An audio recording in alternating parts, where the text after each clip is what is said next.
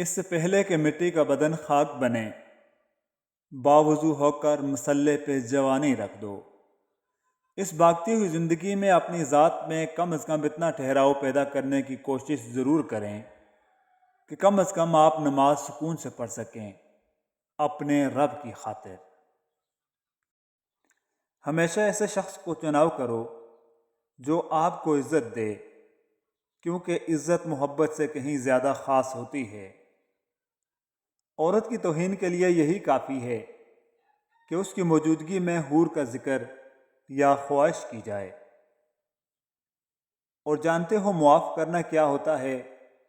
اس کو دکھ نہ دینا جس نے آپ کو دکھ دیا ہو، ان کو ان کے رویے کا احساس تک نہ دلانا، کچھ نہ بتانا، یہ معاف کرنا ہوتا ہے۔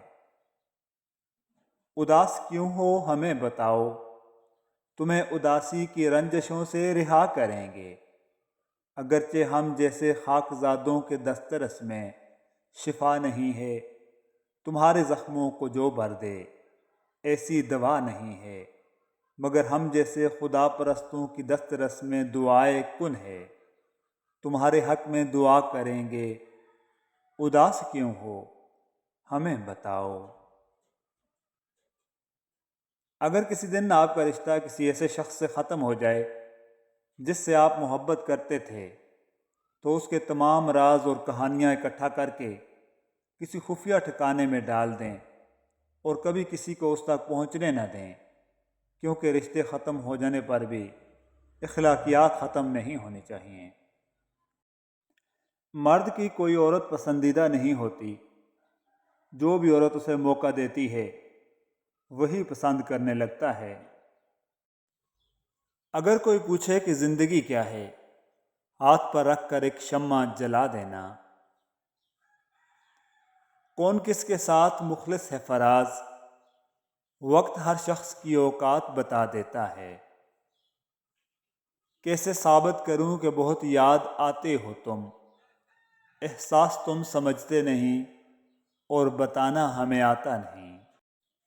اللہ اگر تمہارے مقدر کا فیصلہ تمہارے ہاتھ میں بھی تھما دے، تب بھی تم وہ نہیں سوچ سکتے جو اس نے تمہارے لیے سوچ رکھا ہے۔ تمہارا کام بس صبر اور برداشت کرنا ہے، کیونکہ جب وہ کنارے پر کھڑا کرتا ہے تو پھر وہ تھام لیتا ہے یا پھر اڑنا سکھا دیتا ہے۔ شک تو تھا محبت میں نقصان ہوگا، لیکن سارا ہمارا ہوگا یہ نہیں سوچا تھا۔ لگی ہے بد دعا گلابوں کی، جن کو توڑا تھا تیرے لیے۔ میں نے زندگی میں دو لوگوں کو ہمیشہ پریشان دیکھا ہے، ایک مخلص اور دوسرا وفادار۔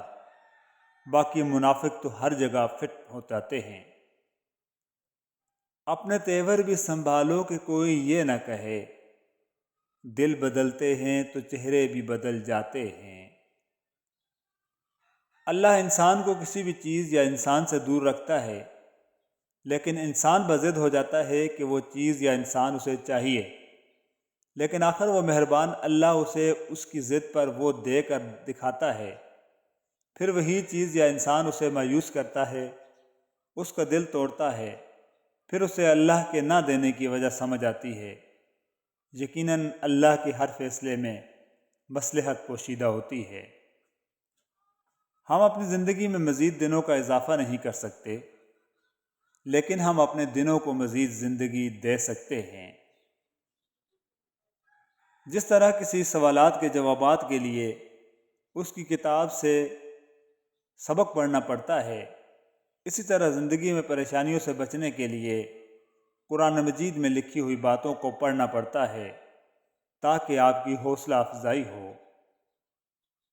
مقدر کی لکیروں میں کبھی تھے ہی نہیں، جو ہر بار وہی لوگ میرا انتخاب ٹھہرے۔ زندگی کی حقیقتیں ناولوں میں لکھی ہوئی دلکش لائنوں سے ہمیشہ مختلف رہی ہیں۔ عجب چراغ ہوں دن رات جلتا رہتا ہوں، میں تھک گیا ہوں ہوا سے کہو بجھائے مجھے۔ تم کیوں گھبراتے ہو مقدر کے فیصلوں سے؟ کیا تم نہیں جانتے کہ تمہارا رب غفور بھی ہے اور رحیم بھی؟ جس طرح تم ایک خراب سیب کھائے بغیر ایک اچھے سیب کی تعریف نہیں کر سکتے، ویسے ہی زندگی کو سمجھنے کے لیے خراب لمحات، مشکل وقت سے گزرنا ضروری ہے۔ نبی کریم صلی اللہ علیہ وآلہ وسلم نے فرمایا کہ بہترین کمائی ان تاجروں کی ہے جب ان کے پاس امانت رکھوائی جائے تو خیانت نہ کریں۔ جھک جاتے ہیں جو لوگ آپ کی خاطر، کسی بھی حد تک وہ صرف آپ کی عزت ہی نہیں کرتے بلکہ آپ سے محبت بھی کرتے ہیں۔ بات پلے باندھ، بے حد رحم دلی عیب ہے، جو بھی میٹھا ہو گیا دنیا اسے کھا رہی ہے۔ یہ بھی تو ہو سکتا ہے کسی کو رزق کی صورت علم نافع دیا گیا ہو، اور یہ بھی ہو سکتا ہے کہ اسے رزق کی صورت میں لمبی عمر دی گئی ہو۔ بے شک اللہ بہترین نوازنے والا ہے، وہ نا انصافی نہیں کرتا۔ مسائل پر بحث کی بجائے اگر حل پر زور دیا جائے تو زندگی کی گاڑی آگے بڑھ سکتی ہے۔ جو لوگ آپ کو نفسیاتی اعتبار سے چوٹ پہنچائیں وہ آپ سے مخلص کبھی ہو نہیں سکتے۔ زندگی میں کچھ تبدیلی کے ایسے مواقع بھی آتے ہیں جن سے گزرنا ممکن نہیں ہوتا جب تک آپ کے اندر کوئی نہ کوئی چیز مر نہیں جاتی۔ اداس کیوں ہو ہمیں بتاؤ، تمہیں اداسی کی رنجشوں سے رہا کریں گے۔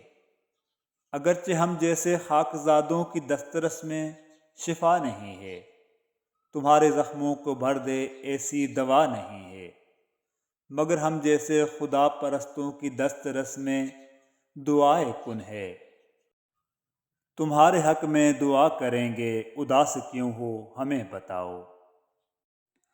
کسی سے دور ہونا اور کسی کو دور کرنا آسان نہیں ہوتا۔ لوگ سمجھتے ہیں کہ ہم بے حس ہو گئے ہیں، لیکن بہتری کے لیے راستے الگ کرنا پڑتے ہیں۔ اس ایک حقیقت میں بہت تلخی چھپی ہوتی ہے۔ ہو سکتا ہے جسے آپ بے رخی سمجھ رہے ہوں وہ شخص کی ذات کا اذیت بھرا دور ہو۔ جینے کا مزہ تب آئے گا جب آپ لوگوں کو ان کی خوش فہمیوں میں جینے دیں گے، جب آپ لوگوں کی طلب سے آزاد ہو جائیں گے۔ اس دنیا میں بہت سے لوگ ایسے ہیں جو دکھ اور تکالیف تو لوگوں کو دیتے ہیں مگر معافی اللہ سے مانگتے ہیں۔ بعض اوقات زندگی انسان کو بہت زیادہ تھکا دیتی ہے اور انسان بس چلتے رہنے پر مجبور ہوتا ہے۔ جب لوگ اپنی نیکیوں کی حفاظت نہیں کر پاتے پھر وہ کوشش کرتے ہیں کہ کسی دوسرے کو بھی نیکی نہ کرنے دیں، کیونکہ انہیں لگتا ہے کہ ہر کوئی اس کی طرح غیر ذمہ دار ہے۔ تم میرے تخیل میں سدا رہو گے، اس سے کیا فرق پڑتا ہے کہ تم سے میرا رابطہ ہے کہ نہیں؟ آخر گزر ہی جائے گی حیات، یہ کوئی تا حیات تھوڑی ہے۔ بہت ضروری نہیں ہوں مگر بن میرے کچھ تو کمی رہے گی۔ ہر شخص اپنے اندر ایک راز لیے پھرتا ہے، ہر شخص اپنے ساتھ ایک کردار لیے پھرتا ہے۔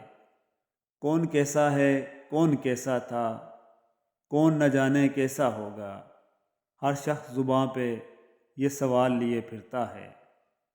سنو یہ وقت تیز قدموں کی مانند چلتا ہے، یہ وقت بھی ایک روز ماضی بن جائے گا۔ مستقبل تمہارا حال اور حال بہترین ہو جائے گا۔ اللہ جب کسی کو معاف کرتا ہے تو اسے نماز کی توفیق بھی دیتا ہے۔ یہ جو گزر رہا ہے وقت نہیں، زندگی ہے۔ جب کوئی آپ کو ادھورا چھوڑ جائے تو خدا مکمل کرنے والا پہلے سے بہتر بیچ دیتا ہے۔ اور جب توکل کرو تو یہ مت سوچو کہ جو مانگا ہے وہ ملے گا کیسے، بلکہ انتظار کرو کہ جو مانگا ہے وہ ہر حال میں ملے گا۔ کب اور کیسے اس بات کا فیصلہ وسیلے بنانے والے پر چھوڑ دو۔ اچھے الفاظ آپ کے اچھے اخلاق کی گواہی دیتے ہیں، اور اچھا اخلاق آپ کے والدین کی اچھی تربیت کا آئینہ دار ہے۔ اچھے اخلاق سے پیش آنا بھی ایک سنت حسنہ ہے، جس کی گواہی قرآن مجید بھی دیتا ہے۔ وَإِنَّكَ لَعَلَىٰ خُلُقٍ عَظِيمٍ، اور بے شک آپ صلی اللہ علیہ وآلہ وسلم تو بڑے ہی خوش اخلاق ہیں۔ جس نے بن مانگے عطا کیا، وہ مانگنے پر کیوں مایوس کرے گا؟ محبت کا اصل حقدار تو تمہارا خدا ہے، جو تمہیں 70 ماؤں سے بھی زیادہ چاہتا ہے۔ بے شک طوفانی رات میں جب سارے گھونسلے تباہ ہو جاتے ہیں تو صبح کو پرندے شکایت کے بجائے اللہ پاک کی حمد و ثنا میں مصروف ہو جاتے ہیں۔ سبحان اللہ و بحمدہ، سبحان اللہ العظیم۔ حضرت علی رضی اللہ تعالیٰ عنہ کا فرمان عالی شان ہے، پریشانی میں مذاق اور خوشی میں طعنہ مت دو، کیونکہ اس سے رشتوں میں موجود محبت ختم ہو جاتی ہے۔ جو محبت کرتے ہیں وہ معافی کی نوبت آنے ہی نہیں دیتے، کیونکہ محبت تو صرف محبت کی ضرورت ہوتی ہے، اور انسان کبھی اپنی محبت کو شرمسار یا معافی مانگتے ہوئے نہیں دیکھ سکتا، اور نہ ہی کبھی دیکھنا چاہتا ہے۔ کتنا خوشگوار لمحہ ہوگا وہ، خوشی کے مارے تمہاری آنکھوں سے آنسو نہیں رکیں گے، تمہارے چہرے سے مسکراہٹ جدا نہیں ہوگی، بس تم اپنی دعاؤں کا سلسلہ جاری رکھو، عنقریب تمہاری زندگی میں یہ لمحہ آنے والا ہے۔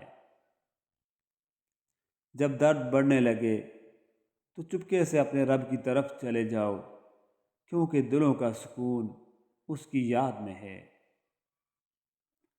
حضرت علی رضی اللہ تعالیٰ عنہ نے فرمایا، جو نماز عشاء کے بعد سورہ ملک پڑھتا ہے، اللہ اسے قبر کی سختی، موت کی تلخی اور جہنم کی گرمی سے محفوظ رکھتا ہے۔ تڑپ ہو اگر ڈھونڈنے کی تو کائنات کا ہر راستہ اللہ کی طرف جاتا ہے۔ ہم لڑائی جھگڑے اور ناز نخرے تبھی تک کرتے ہیں جب تک امید ہوتی ہے کہ کوئی ہمیں منا لے گا۔ امید ختم، سارے ہی جھگڑے ہی ختم۔ انگلیوں پہ ہیں گن گن کے دن شمار کرنے سے، پیار اور بڑھتا ہے انتظار کرنے